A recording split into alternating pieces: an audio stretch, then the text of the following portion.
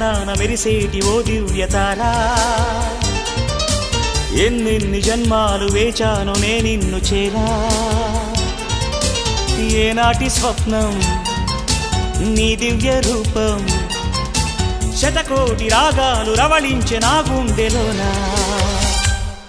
ఓ ప్రియతమా ఇది నిజమా, ఈ పరిచయం ఒక వరమా, ఇది మనసు పడిన విరహ వేదన, తొలి ప్రేమలోని మధుర భావన.